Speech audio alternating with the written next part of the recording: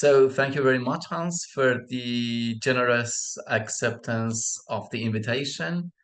And I have some quick background about you. I mean, introductory background about you, and then we will lead with the questions.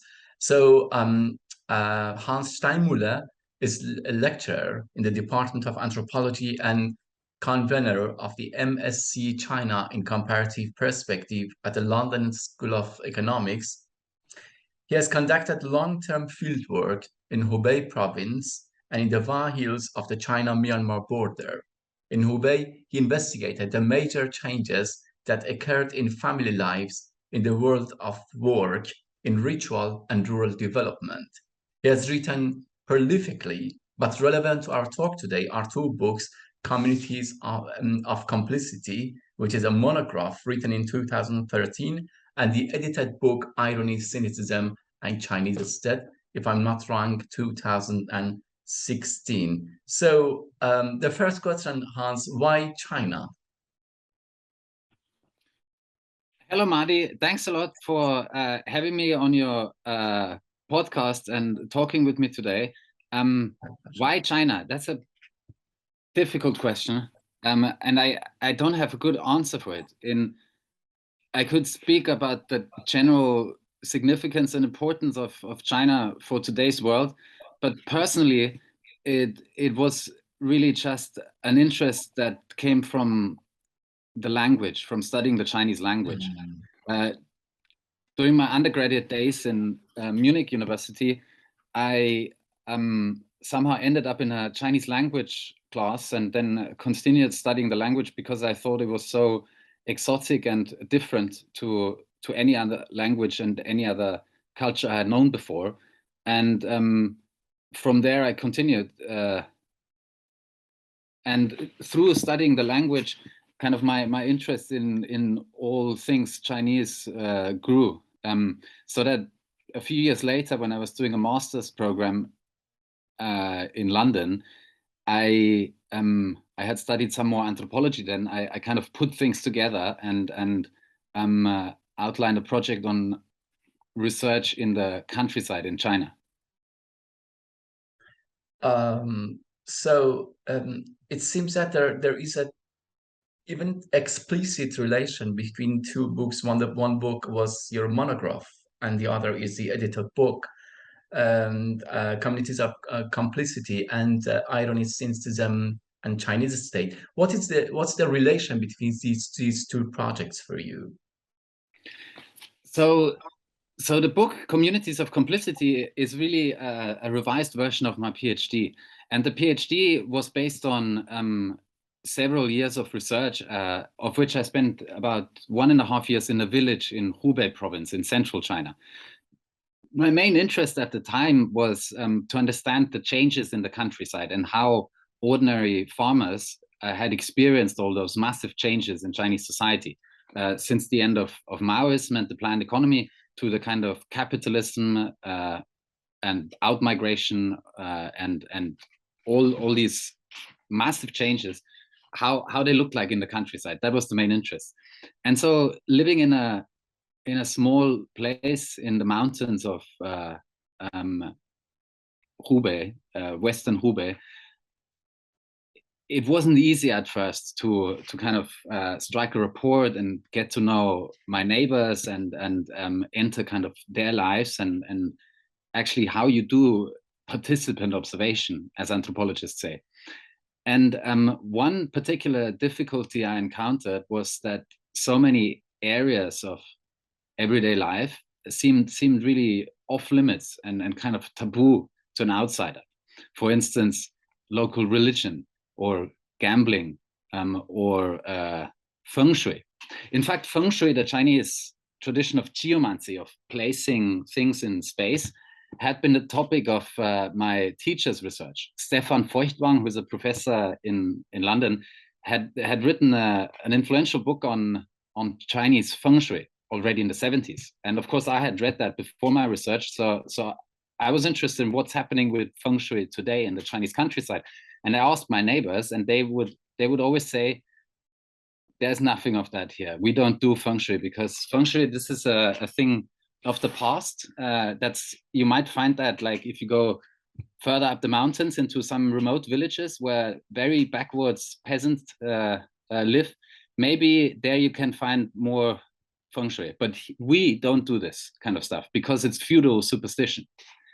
Now then, kind of days and weeks and months passed, and after some time, I realized that wasn't true. In reality, everyone was inviting geomancers to their funerals and when they were building new houses, and that was kind of public knowledge that's what you do locally. So then the conversations I had with my neighbors changed because it was impossible now to just reject the question and say, no, we don't do that, because obviously they know that I know and everyone knows that that's what you do locally. You invite feng shui xiansheng, you invite geomancers to situate your house, to situate the tombs of your dead.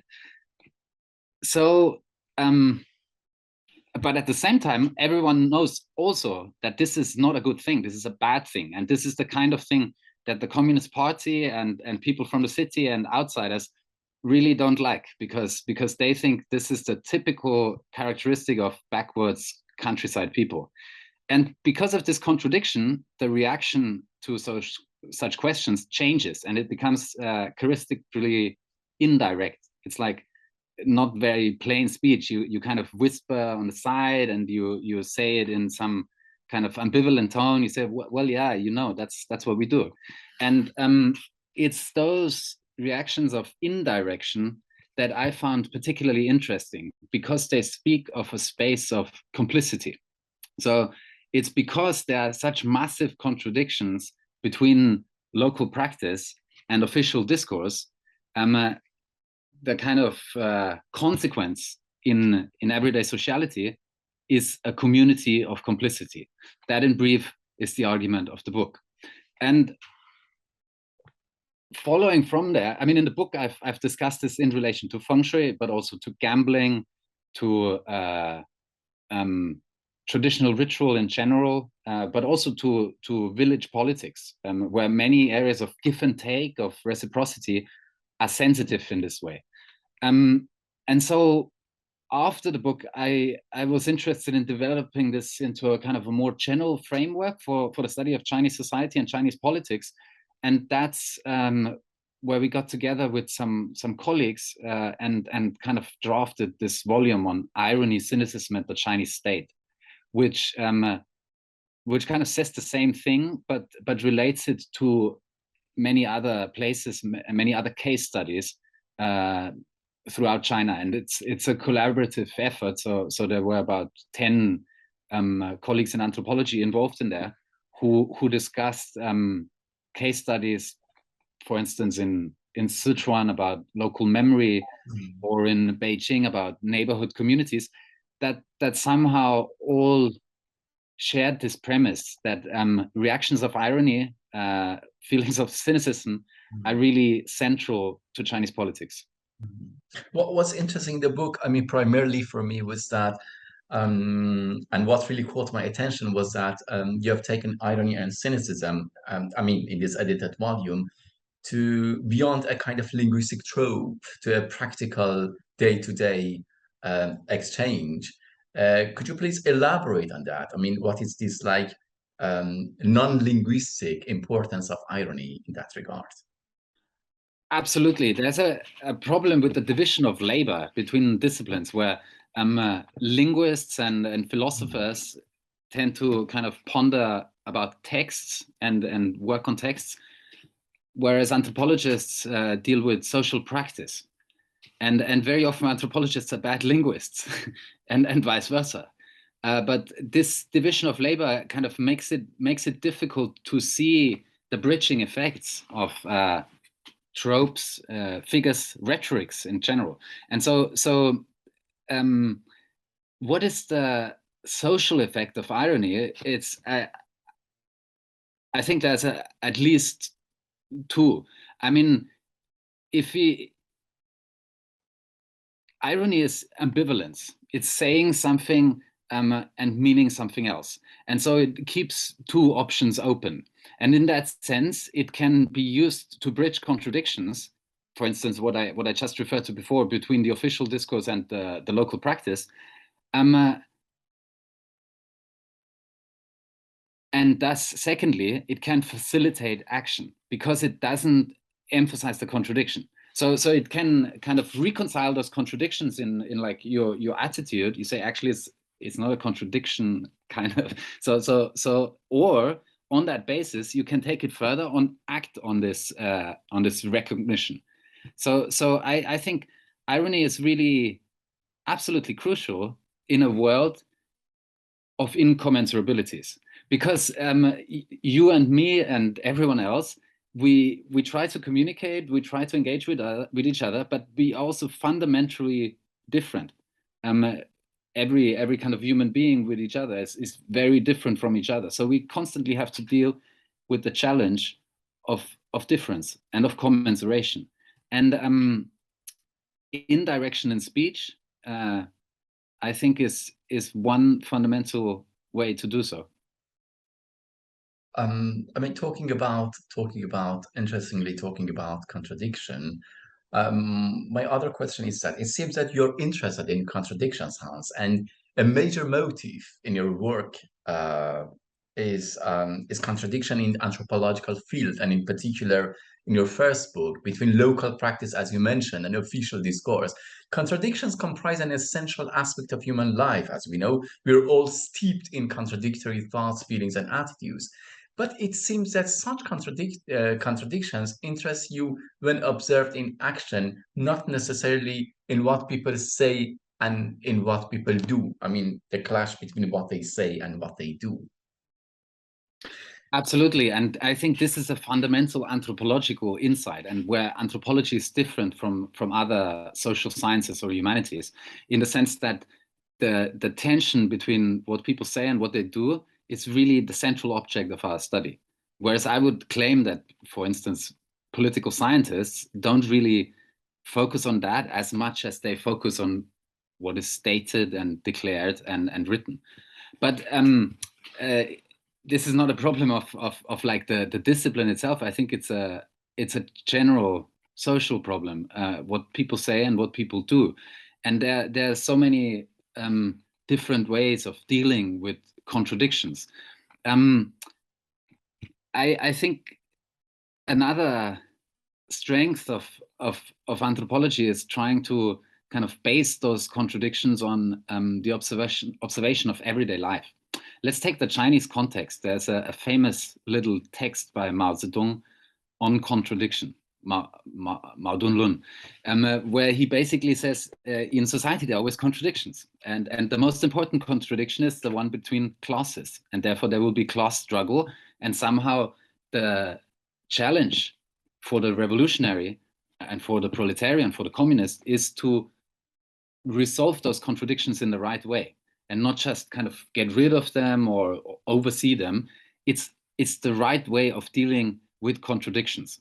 Now, this in many ways in the Chinese tradition was quite revolutionary, because a lot of previous Chinese thought and Chinese philosophical commentary and Chinese politics was always emphasizing harmony and not really pointing out the contradictions. So there, Mao Zedong was really a rebel and wanted to be different. But at the same time, he was also characteristically arrogant as an intellectual and as a politician, by imposing his own solution to those contradictions. And I think it's those kind of solutions proposed, the kind of synthesis of dialectical materialism, that nowadays you can hear from party officials or from university professors, which often does not quite correspond with the ordinary everyday lives of ordinary people, and the synthesis of specific contradictions that they propose in action, so to say. So I think we could say even maybe there's a way of dealing with contradictions in discourse and dealing with them in practice. Perhaps in practice, the contradictions don't even appear that much, because action just always continues. One act follows the next one. One possibility of communication is chosen over a million others, and then it kind of weaves itself further. So the problem of contradiction, I think, is also very much a problem of writing about society, writing about the world. And we can write about the world in different ways, by emphasizing contradictions or emphasizing solutions, or by trying to understand the kind of the outlines of possible contradictions and possible solutions. My suggestion as an anthropologist is to kind of look at discourse and action together to understand this flow of possibilities. Well, interestingly, it seems that your focus is that, I mean, like, as you put it somewhere in the book, whereas Confucian doctrine emphasizes appropriate behavior in particularistic relations, first of all, those of the family, and so on, the legalist schools put the state first and emphasize universal rules and raison d'etre.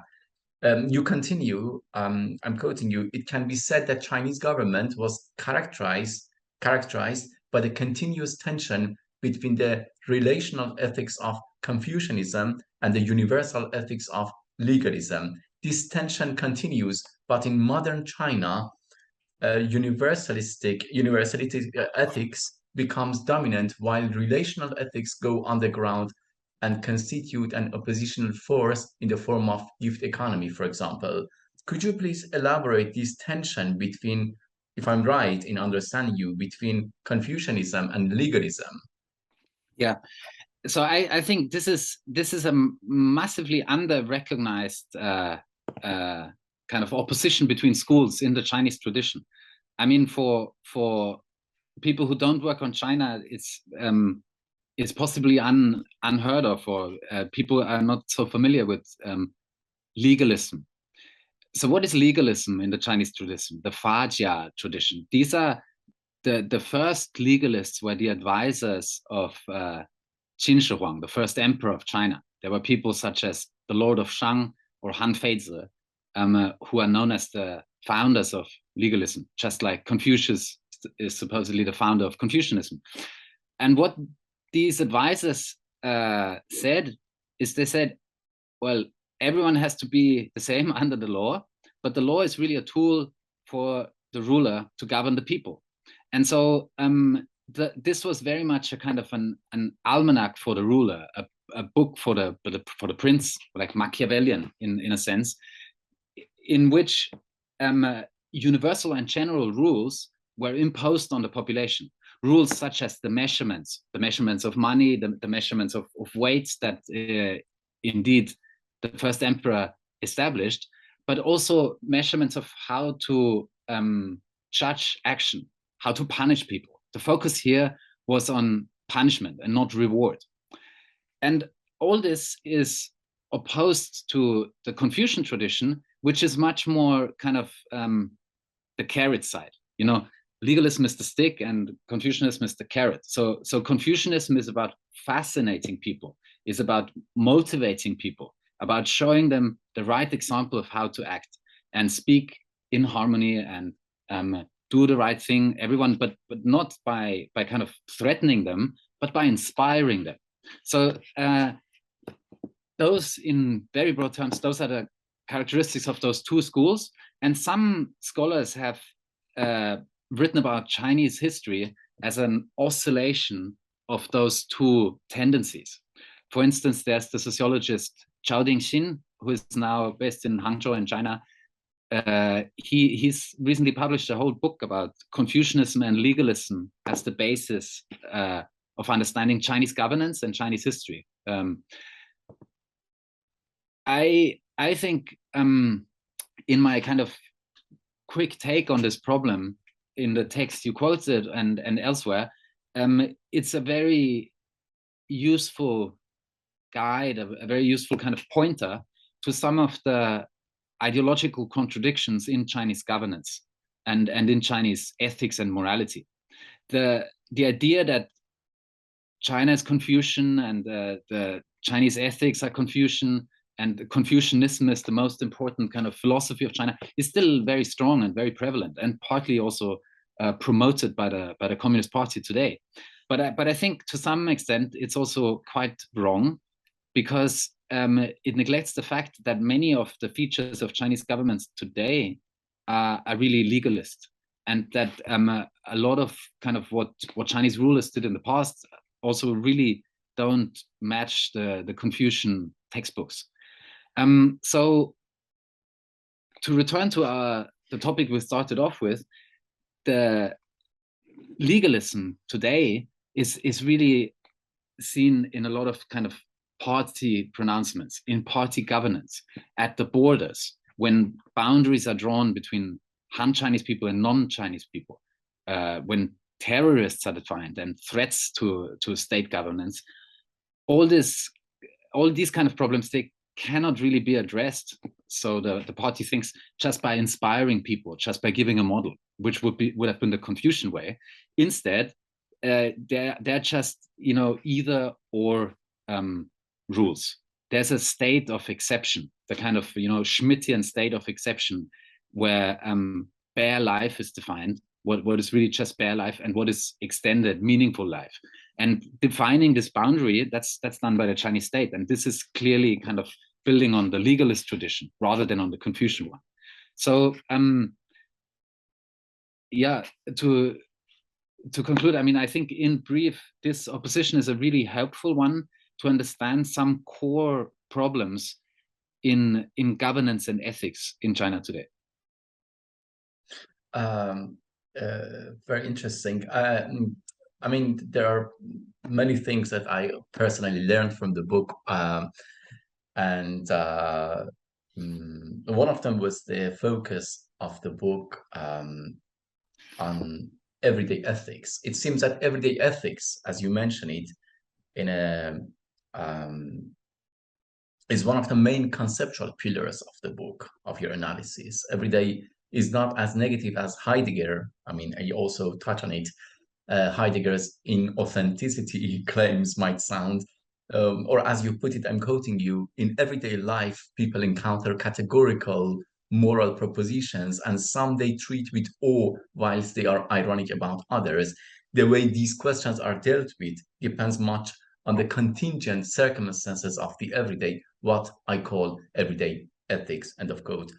Actually, they are exactly, or my question, to make it as simple as possible, what is the role of everyday ethics and why is it so important in an anthropological study? In some way, I don't recall exactly when this problem kind of first presented itself to me. I feel my memory is it really came out of the fieldwork and out of working through this data and trying to make sense of my experiences in the Chinese countryside, that everyday ethics was an important issue. There are clear references to the kind of time in which this happened. I mean, both in Chinese society, where everyone is talking about a moral crisis since kind of the 1980s. This is a recurrent topic in China, because under Maoism you had like the heroic communist soldier, the model worker, and ethics was pretty simple in a way, because there was a clear model, and either you abided by it or you didn't. And so that wasn't so much a problem. But since market reform started, there's a very constitutive plurality of lifestyles and of moral exemplars. You can be a businessman, you can be a party official, you can be a good father, or just an adventurer, or even a Christian. I mean, there are many possible ways that people see in everyday life, and no one quite knows what brings this all together. So nowadays the party tries to address this by proposing some system of human governance, or of a set of shames and honors, which are a bit like the emperor's new clothes. I mean, everyone knows that that's not real. So these are problems that Chinese people obsess with, or at least did when I was living in Hubei in 2006 and 2007. There's also a kind of growing tradition in anthropology, an anthropology of ethics, a new anthropological study of ethics and morality, which has been spreading in the last kind of 15, 20 years, where the focus on ethics is seen as a corrective to the kind of social determinism of previous anthropologists. It's really against Durkheim, against saying there's a social fact. No, instead we should look at how people think about the good and the bad. I think there's a bit of a kind of conservative aestheticizing tendency here in anthropology, but no matter, these are, I think, important currents of thinking in China and in anthropology that were important to me. But perhaps the most important reference to me is all the writings about the Chinese countryside in English and European languages and in Chinese. And I think the most kind of prevalent way of depicting everyday life in the Chinese countryside is one that I would call prosaic. What I mean by when I say it's prosaic, it's, you know, it's just so like the kind of ordinary suffering and difficulties of poor people in the countryside. That's how Chinese farmers talk about their own fate, and how Chinese writers, anthropologists, sociologists, and intellectuals in general write about it. But also foreign anthropologists, how they presented the kind of prosaic nature of everyday life in the countryside. It's people are born, people die, people get married, people work the land, and now they sometimes migrate to the city. What I feel is not really the emphasis in this writing are the kind of poetic and creative aspects of ordinary life in the countryside. So how, you know, every single individual, the people I met, are basically theorists of social life. A good friend of mine in anthropology said, this is a good guideline for writing. You should always ask yourself, in a village, who is the functionalist and who is the structuralist and who is the Marxist? And that's a way of thinking about the kind of theoretical perspectivism of our friends and interlocutors. And I think this kind of aspect of creativity in social life in the Chinese countryside has really been neglected a lot. It doesn't really come out to me in many ethnographies of rural China. So writing about everyday ethics is my response. It's my attempt to capture some of this creativity. And you mentioned Heidegger at the beginning. To me personally, this period in Germany in the 1920s, especially, but also more like European and worldwide, 1922, 1927, then the 1930s. There are many, many similarities with that in the problem of kind of how thinkers in Europe, especially in Germany, but also in France, in the UK, in America, rebuild like the philosophical tradition under the challenges of industrialization. In Germany specifically, how people rebuilt the Kantian tradition as against kind of the roaring 20s with the kind of cars and skyscrapers and mechanization and all these things. And one possible reaction to this problem is Heidegger, which is basically kind of essentializing the peasant and saying everything that happens in modernity, das Mann, the everyday, the everyman, is inauthentic. It's unreal. It doesn't have the kind of close contact with reality that the peasant had, or the kind of farmers that Heidegger knew in Bad Naurbach or somewhere. And I think that kind of counter reaction to modernity that one of Heidegger is, of course, deeply compromised. I think there's a very clear consequence of how this leads into Heidegger's Nazism.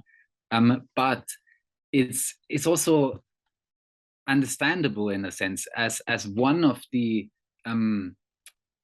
expressions of these deeply felt contradictions between the countryside and the city that were intensifying so much at the same time.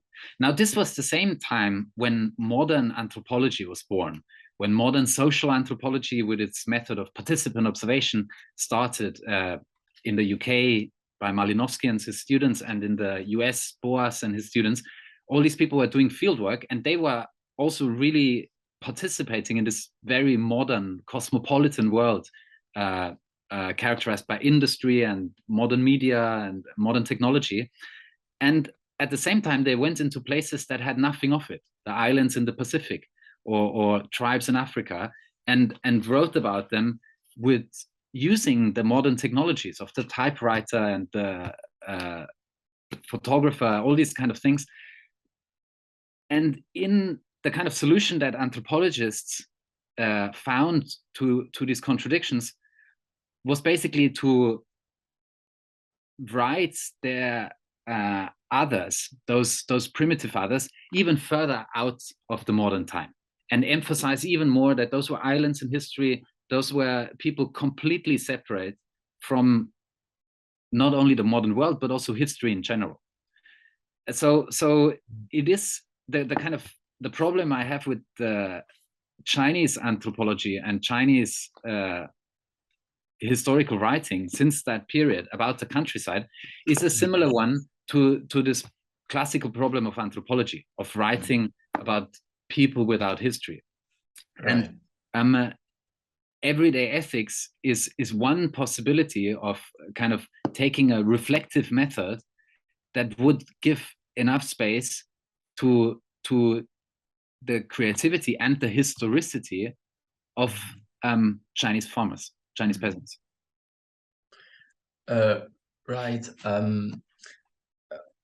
I mean, talking about philosophy and like mentioning it en passant, Rorty emphasizes the ethical potential of literature and ethnography, as you mentioned, because they might, as you say, enable us to share relief and understand something of people we previously thought of as others. It is the work of the liberal ironies to destabilize and dismantle what Rorty calls final vocabularies. These were the vocabularies with which the metaphysician had tried to give an absolute interpretive closure to the problems of identity and morals. The ironist, however, offers redescription of such claims to final vocabularies, which prove them contingent. So irony for you is this ability to redescribe at the conjunction of the categorical and the contingent, which, as you claim, is the realm of Communities of Complicity book. Could you explain this encounter between categorical and contingent, please? Yeah. I already gave the example earlier of the official discourse on feng shui and the local practice. Another example would be the phase projects of rural reconstruction. So phase projects in the Chinese countryside today are these Potemkin villages that local officials build to satisfy their superiors in the hierarchy. They just build facades of development where there's nothing behind, and the only purpose of those development projects is the necessities of the party state. And it has little to do with kind of material improvement or doing something for the local people or changing anything there. So what is happening there? When I first saw these phase projects, I thought that's ridiculous. Or some people were complaining about them a lot and said our house is just 5 meters away from the tarmac road, and that's why we don't get any subsidies because it's a phase project. So they just finance the people next to the street. There's a contradiction of the kind of categorical demands of the party. Things need to look nice, and the party does great work in rural development, and the kind of contingent necessities of everyone in the system. And irony or other forms of indirection sometimes can bridge those two. You just kind of do away with it, or you neglect it, you ignore it, or maybe you combine the two and say it's not that bad in that sense. So irony can bridge the categorical and the contingent, as Rorty says. And in a way, I found this book on contingency and irony extremely inspiring and very close. It speaks very directly to ethnography, coming from the philosopher. Saying if we want to build a non-foundational, non-representational kind of philosophy and morality, literature and ethnography would be the best way to start. And so from my ethnographer's perspective, I think, yes, that's great, that's right. I agree. But there's also a difference. Where's the difference? The difference is the philosopher ultimately does not have to question his own perspective as much. If you just consume ethnography in the way in which you consume literature, you're not really experientially involved in the play of the categorical and the contingent, or the ironic and the cynical. I have an example in the book, which is in the ethnography, which is very close to my home, which is how I myself kind of had to deal with a literary representation of my people, which is basically a kind of a mirror of what I try to do with the Chinese people. Through ethnography, I give a literary representation of Hubei farmers. Thomas Mann, the writer, has often used kind of people speaking dialect in his novels. I remember in particular the beer brewer in the Buddenbrooks, who is one of the few people who speaks Bavarian dialect, which of course Thomas Mann would be familiar with that, having lived in Munich for quite a few years before the war, I think. So he was familiar with Bavarian dialect, but the remarkable thing to me is that all these people who speak Bavarian dialect are generally ridiculous. I mean, they can't be taken serious. They're kind of comical or grotesque caricatures of the simplicity or the naivete, the stupidity of ordinary people. It's never kind of the great heroes who speak Bavarian dialect, at least, or at least this is the one person of Anton, the beer brewer in the Buddenbrooks. And now it so happens that this dialect is my mother tongue. I mean, I grew up speaking this dialect, and when reading Buddenbrooks, I very often felt kind of a sense of décalage, a sense of I identified with the person who was made fun of. That was me. Thomas Mann, who is like the Prussian patrician kind of nobleman who writes all this about his own family, the Buddenbrooks. What the only thing he has for the son-in-law of one of the daughters, who is the Bavarian, is scorn and laughter. So this guy really doesn't get away. Kind of, he doesn't come across as a full character, really. He just is as an object of ridicule, and I think that's really where you can see extremely well the difference between the writer and the anthropologist. As an anthropologist, I'm doing the same, but I can't just kind of get away with it. I can't just escape this by saying, no, this is my text. I produced this as a fiction. This is just fantasy. Do with it whatever you want.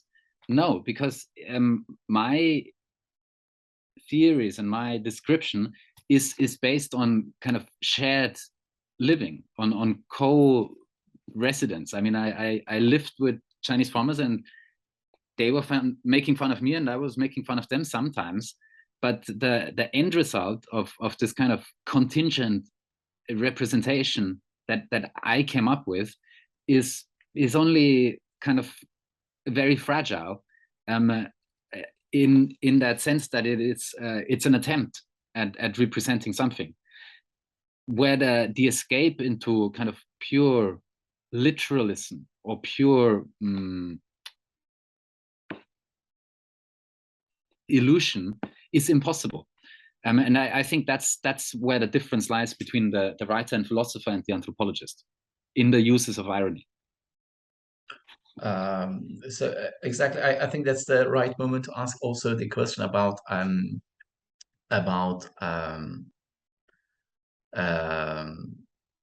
what I found in another anthropologist that you also quote, Michael Lambeck.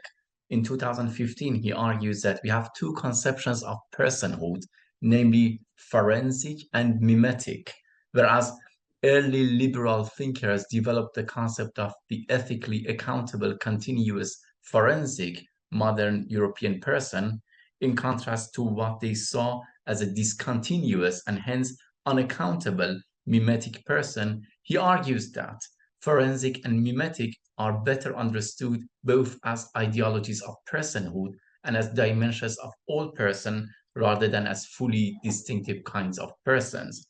He presents an account of persons as accountable for their acts, but shows that this is not limited to the maximally continuous and autonomous person of liberal ideology. To what extent, Hans, do you think this distinction has been important to you? This distinction between forensic, which is more like conscious of himself, I mean, usually this Eurocentric idea of observer, and this mimetic, which is more, let's say, instinctively understood or discontinuous.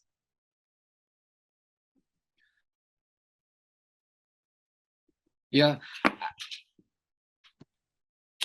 I have thought about similar issues without using exactly those terms, but I think there's a fundamental problem of the boundaries of the person, the kind of the limit of the author of action. What is agency? These are very big and general problems for all of us, and there are many assumptions in social theory and in everyday life of where this lies. I mean, generally, for instance, when we write a CV, we would always say, "This is what I did. That's exactly what I did." And when you take a book, you always have like the name of the author. It's one author, but in reality, the way life works, it's not like that. I mean, everything that happened in my life that is listed on my CV was not really just simply the result of my action, but of many other random,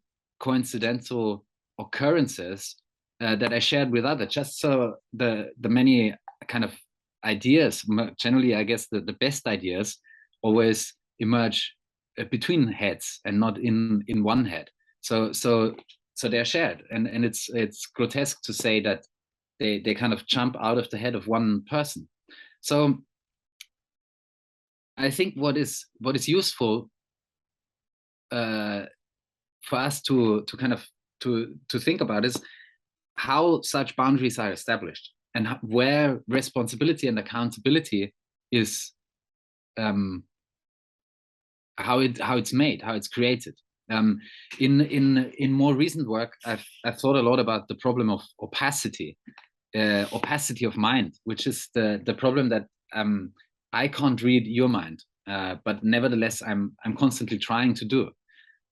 So at this level, this is almost like banal. Of course, I don't know exactly what's happening in other people's minds, but somehow I need to anticipate action, to react to them, to even just to speak. Now, I think there are very interesting ways in which this problem of opacity of mind reading corresponds to political systems.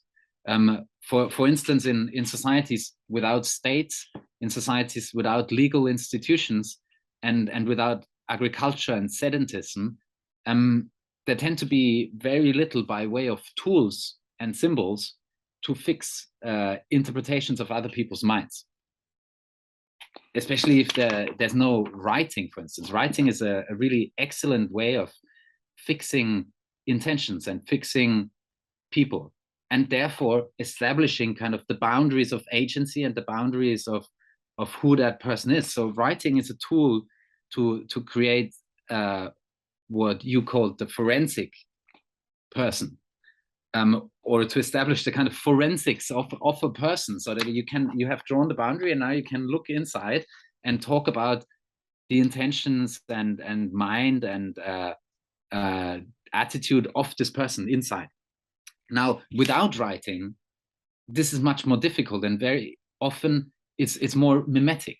It's more kind of engaging with the cues of action. It's not because I respond kind of rationally to an pronouncement and then think about it and respond, but rather kind of unconsciously or subconsciously or semi-consciously react through my body with what my body perceives. And the kind of separator between those two forms of personality are what I would call tools of legibility or regimes of intention management. That's really the topic of a recent volume I've done together with my partner Natalia Buitron, which is called Governing Opacity. This is the problem of governing opacity. How do we govern the challenge of the opacity of other minds? And the suggestion is we govern it through regimes of intention management.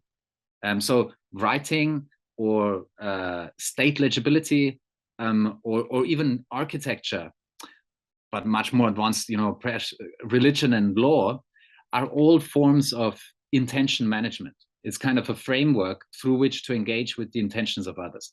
And depending on those regimes, you can redraw the boundaries between persons and between the kind of forensics of a person and the mimetics of a person. Hans, you make clear distinction between irony and and cynicism. A general question that out of curiosity I want to ask an anthropologist is that in the history of anthropology, to what extent do you think Western anthropologists have closed the gap of interpretation and been cynic about other cultures? And is it an ethical act not to be cynic towards the others?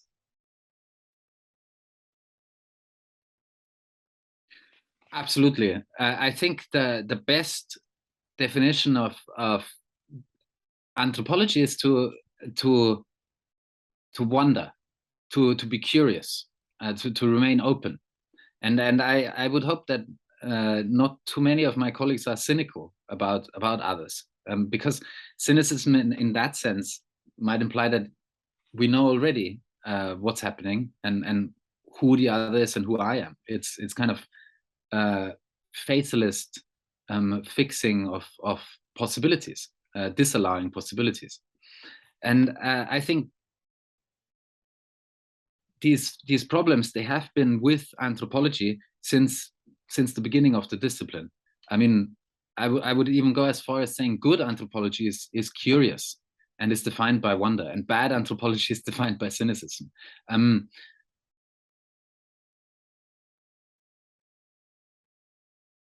This can be very kind of shaky ground, because it's not there's no final judgment on what is cynical and what is ironic or what is wondrous. So, for instance, in the ways in which previous anthropologists used terms such as savage, tribal, primitive, one could say that the ways in which someone like Malinowski 100 years ago used those terms was cynical, because he knew quite well that those terms had a very negative connotation, but he still went on using them, partly simply for effect. So there's a famous book called The Sexual Life of Savages, where I suppose the savage in the title was directly meant to attract readers and buyers. Because if it was called the sexual lives, or let's say marriage customs of the Trobriand Islands, possibly it wouldn't have attracted as many readers. So is that cynical or is that ironic? That's a question. I would hope that many of the anthropological uses of such terms were at least ironic. It was meant kind of with tongue in cheek and not implying these people are really primitive, but that's how others have used the term, and I'm aware of that. There's a kind of a second level problem to this, which is anthropologists, just like other academics, like to speak in inverted commas. And I feel often reading social scientists, especially current ones and American ones, it's almost as if every single word comes in inverted commas, which is a useful tool to say, I haven't said that. It's someone else who's saying it. I mean, actually, sometimes I'm thinking the best strategy would be to say, just imagine every single word of this text has inverted commas before and after. So I can't be made responsible for anything I say. This would save us lots of kind of characters. It would be great for typesetters, and it would make it much easier, because in that way you could also evade responsibilities for anything you say. Yeah, Hans, some thought-provoking pieces of the book, or two books actually, both of them, made me think of made me come here to Germany and think of another understanding of cynicism in the figures like Peter Sloterdijk. I mean, although it is not China now, but just like I have this thinking loud question, that a general question about cynicism in that regard is that, according to German philosopher Peter Sloterdijk, cynicism is no more this discrepancy between private and public, but it's prevalent in contemporary society, which obstructs political action and negates the empowering potential of knowledge.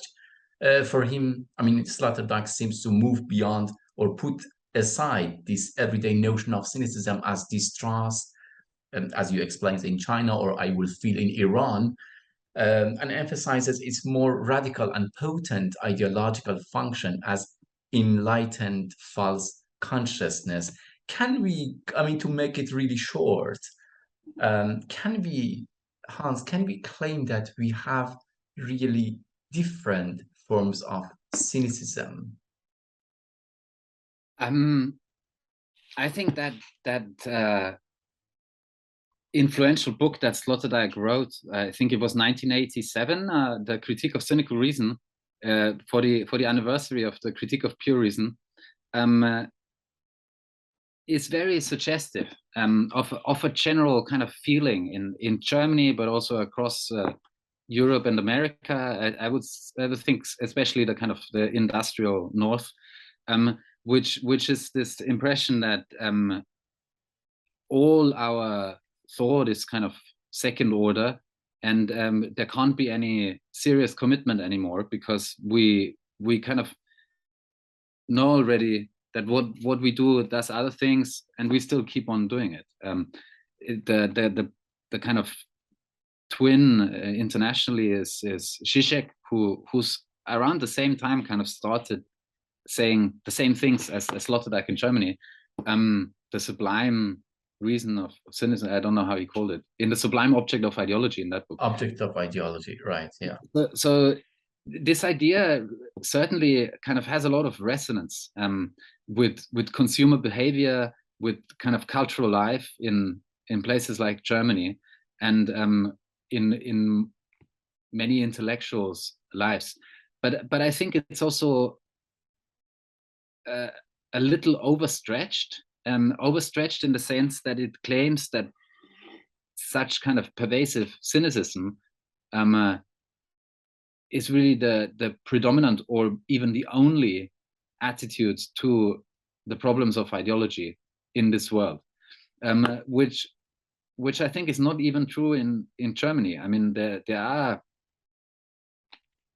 people who claim to really believe, and maybe they haven't got it yet, but I think they still continue, you know, following their gods or their ideals, and their rationality, and their action is difficult to explain with this, under this premise that all action is enlightened false consciousness, or all action is cynical.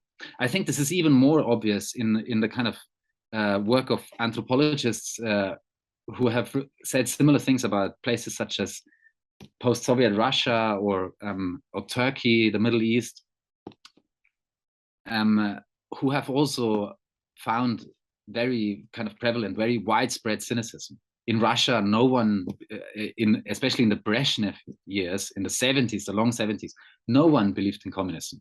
Alexei Yurchak argues. Or in Turkey today, no one kind of seriously believes in democracy or human rights. When everyone knows that there is either power, sex, or money, or kind of abhorrent Islamism. That's what Yal Navarro Yashin argues, in my understanding.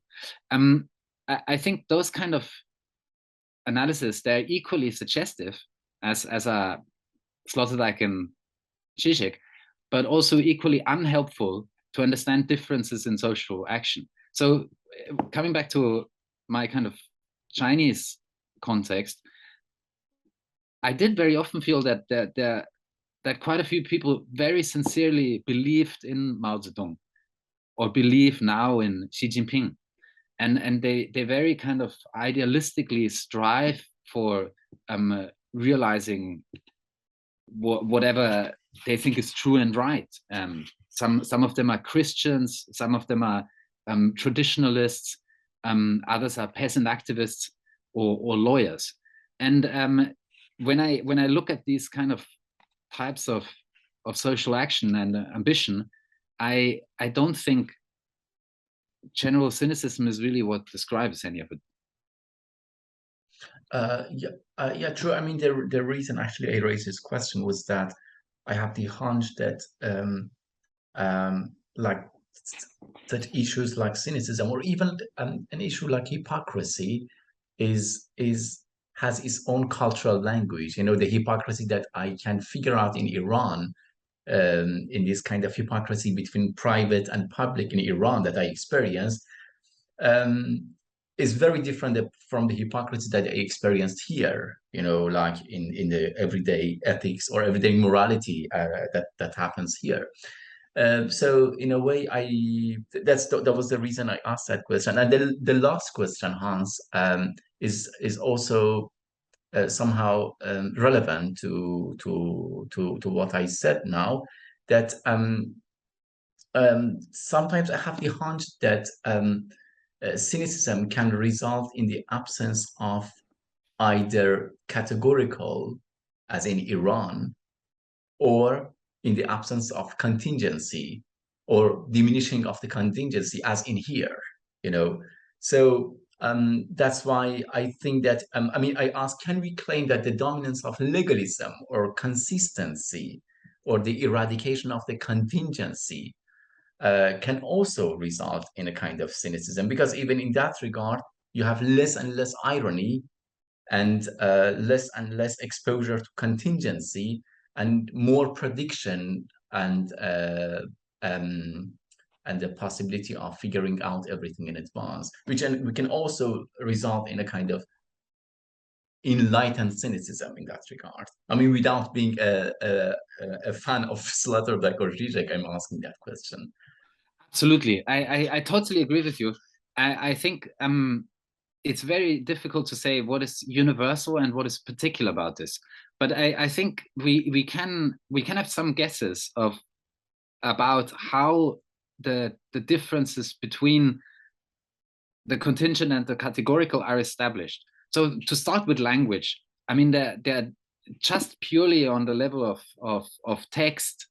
There are different words, the different syntaxes, different grammars used to express irony and cynicism.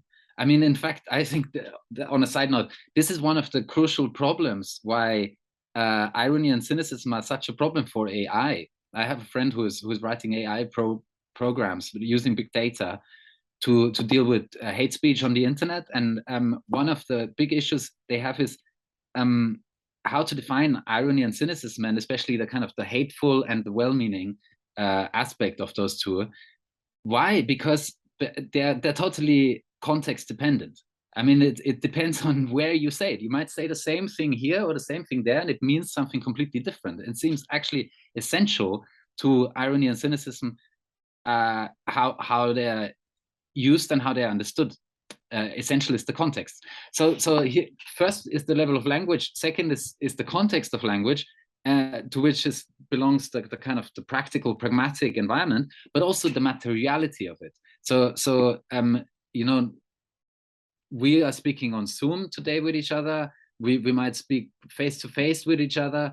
We might speak through other kind of media and text with each other. And through doors or across public spaces, and all this kind of material environment also has a crucial impact on the ways in which differences between the categorical and the contingent are drawn. So I mean, this is an endless topic, but just to start with very basic kind of issues is I think in the Chinese language, for instance, there's a very interesting history of logic and kind of yes and no statements, which famously were difficult to make in classical Chinese. And so that is a very different linguistic environment for uses of indirection. Very different, I would say, to the modern Chinese vernacular, but also to Indo-European languages, which have kind of a more obvious differences between nouns and verbs and objects than classical Chinese has. Secondly, the kind of pragmatic environment of language enunciation is, of course, crucially influenced by social practices of the family, of local communities, of kind of social aggregation and social connection. Depending on, you know, in Chinese, the classical boundary of inside and outside, of public and private, is the house of the lineage of the extended family. And so the men are outside, the women are inside, and in between those, this is a kind of social, pragmatic, material boundary of private and public, of insiders and outsiders. And this is really the social background on which people act. And depending on the difference of this background in linguistics and pragmatics, in materiality, I would suppose they come up with different ways of expressing irony and cynicism. Definitely. Brilliant. Hans, thank you very much indeed.